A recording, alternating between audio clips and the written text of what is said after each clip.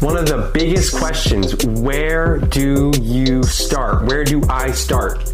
Well, stay tuned. We are going to discuss everything about where to start and how to look for properties. Stay tuned.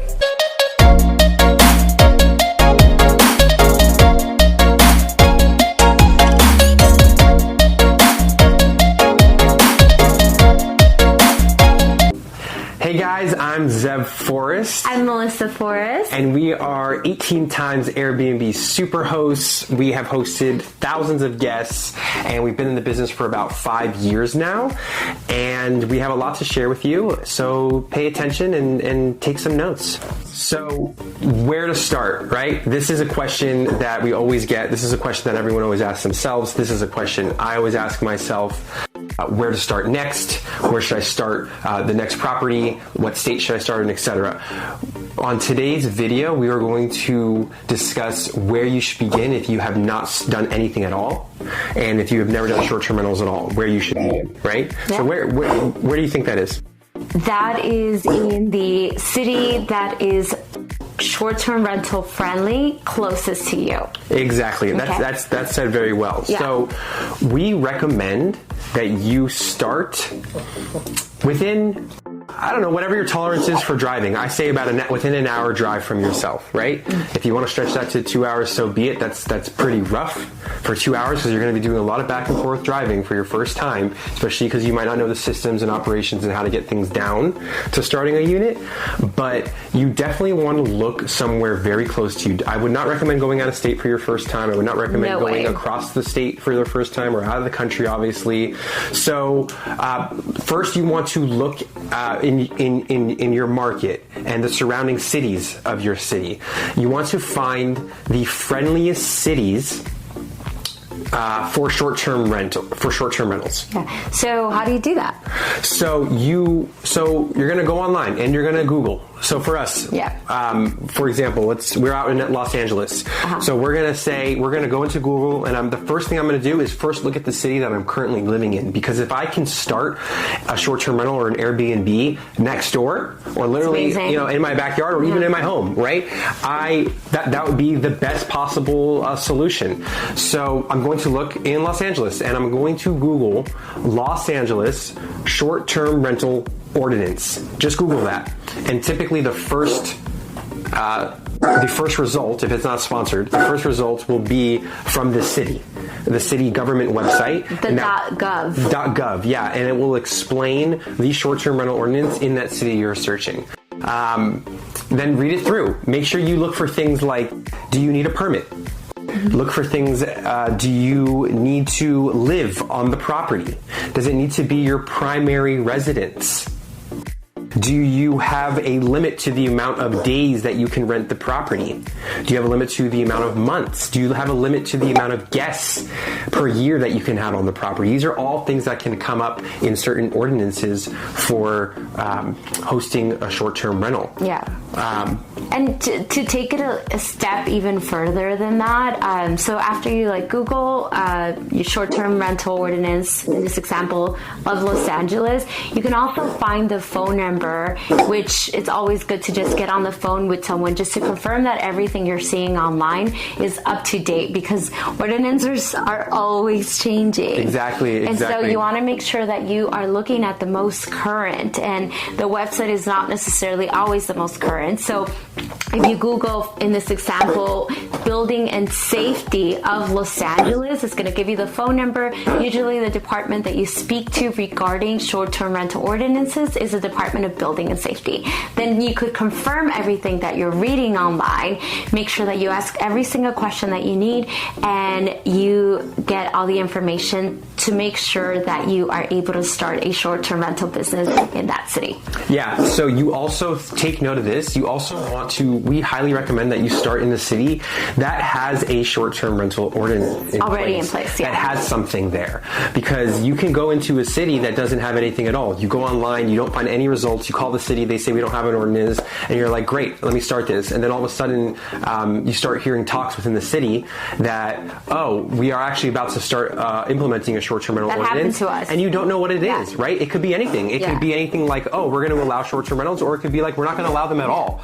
So we highly recommend that if you're first starting out, to start in a place that is short-term rental friendly and has an ordinance in place, because the likelihood of them changing that or getting any more strict is a lot less likely than if they didn't have anything at all, because now you know what to expect. Yeah. Right? So that just happened to us actually last year, was it? We were running a short-term rental business, and we knew that the city was starting to have talks regarding implementing a short-term rental ordinances, because they did not have one in place.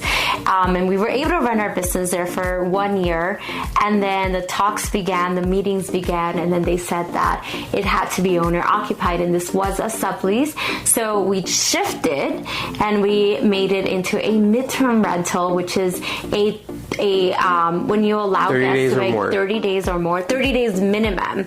And this has worked really nicely for us too. It's a whole other market out there for midterm rentals as well. We've been getting booked, but we were able to shift and still make it happen out of that situation. And I'm sharing this with you guys because maybe you're watching this video and you're in a place right now where you were running a short-term rental business in a city that didn't have an ordinance, and then they didn't allow it anymore. There's still options for you, such as midterm rentals. So if you go ahead and do this, like we're suggesting to you, and you look in your city and you look for short-term rental ordinances, and let's say they don't allow it, right? Now start to look at the cities branching out, neighboring your city. So whatever that city may be, like ours is LA City, and then there's many cities around it. So you have the Valley, the San Fernando, you have Long Beach City, you have all the South Bay cities, whatever it may be. Look at all those cities and make sure, hey, look, I have a list of all these cities that do allow short-term rentals, and these are all of the regulations. Keep note of them, and then now you've built a good blueprint of the cities that you're going to reach out to and find properties in. Yeah, and a little tip with that, with what you were saying, let's just say, for example, you found a city that's not necessarily the city where you live in because they don't allow it there, and you still want to know if what the occupancy, or if people even go there. If you just type that city directly onto Airbnb, you're able to see what cities pop up when you're looking for that search for that specific city. So here, for example, let's just say I'm looking for, I type in Los Angeles. There's going to be cities that are not necessarily in LA City that are going to pop up, maybe like Inglewood or whatnot, the surrounding cities. So this is also a good way to just know what cities in those surrounding areas pop up in the map area when you're searching. Yeah, definitely. And then just to cover hey, my city allows short-term rentals. Yeah. Is it a good city to do short-term renting in, right? So you want to look at sites like airdna.co. Now it's a paid-for subscription, but they do have a free free subscription that you just log in with your email, and they give you some very basic information. But the information they give you is still somewhat pretty solid for you to have a good idea of if you should go out there. I like to look on AirDNA at properties that have at least a 65% average occupancy rate with at least 1,000 properties. And you'll see what I'm talking about if you go onto airdna.co. Now, keep in mind, I personally am looking at those properties with those metrics based on our experience and how we operate our short-term rentals. So that's why I am comfortable with those numbers. If I were you, if you're super scared about starting, maybe I would start in a city that has maybe a 70 to 75% occupancy rate minimum, and maybe it has like 2,000 listings. Why do I say that we need to have at least 1,000 listings? We want to make sure that there's a good marketplace and that there is a healthy short-term rental economy, so to speak. Demand, and that way you can find cleaners, you can find handymen, you can build your team out there. If you're going to go into a market that only has 10, 20, 30, 40, 50 listings, chances of you finding a good quality team is probably really low, because you want to be able to choose from and interview a lot of different people, right? If there's only 2 different cleaning people out in this city, you're stuck with 2. So and then once you have that information, which is very basic from AirDNA, then you could compare it with Airbnb directly, and this is actually something that you love to do. I know we actually love using Airbnb directly for our market research, just to check the demand.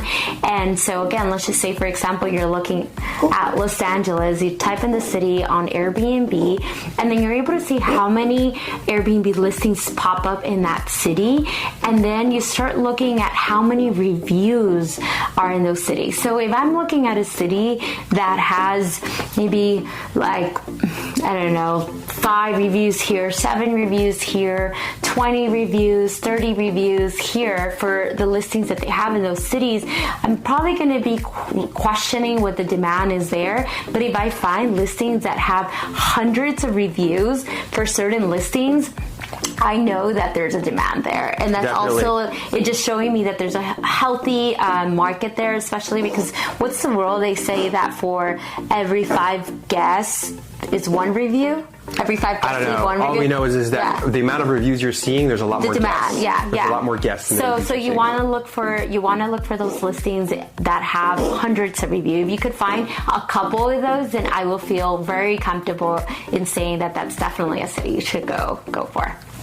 Yeah. So what else? I feel like there's something else. No, I mean, those are the 2 ways that we do our market research is with AirDNA and directly through Airbnb, calling the short-term rental ordinance for that city, and also looking online but verifying on the phone. And so first just research the cities that are in your area within an hour drive. That's the first thing first. You want to research those cities, see which are short-term rental friendly. Then you want to go onto airbnb.co. You want to go on airbnb.com, and you want to look at the numbers there and see what the demand is like and what the numbers are like. Yeah. Just one thing to note though, like let's just say you find some listings that are 3 bedrooms, 2 bath, and those are the only ones that you're finding that have hundreds of reviews and a lot of reviews, and the smaller ones don't. So then when you're looking for a property to sublease, you want to make sure that it's comparable to the one that has a lot of reviews in order to make sure that there is a demand for the type of property you're looking at. So it's also very important. You can't compare, apples and oranges. Whatever you're looking for and that's demand, that's where you're also comparing to on Zillow. So exactly. And another question on this that we get a lot is it oversaturated? No, it's not. So you want to make sure that you don't get too in your head about that. Especially if it's a major city, it's not oversaturated. You just have to trust us on this.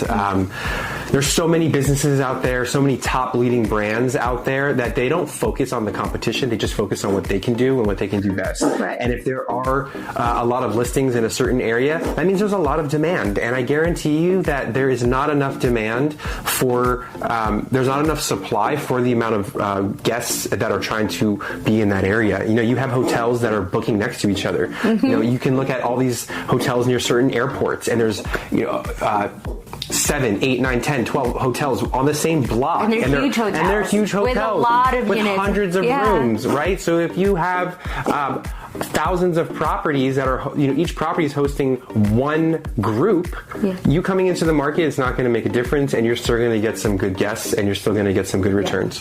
What you want to do here, though, is you want to study. I like to filter when I'm looking directly on Airbnb, I like to filter to only look at superhosts in that area, and I like to find the best properties in that area and study what they're doing right. How are they staging? What style? I read the reviews that people are leaving for them, because that's your whole market research right there. Those are the people that you're going to be hosting as well. You want to know what they like about that area, what they don't like about that area, what they like about the property. So you get so much information just from reading reviews from people's listing and studying them, and then you just put together a game plan and how you could even be better than them, because it's all about just coming in and just crushing it and being the best listing there is in that area, and just That way you're able to price it higher as well. So yeah, and lastly, the last thing that comes to my mind is that all of these suggestions we have for you guys could be applied towards buying properties and rental arbitrage. Sure.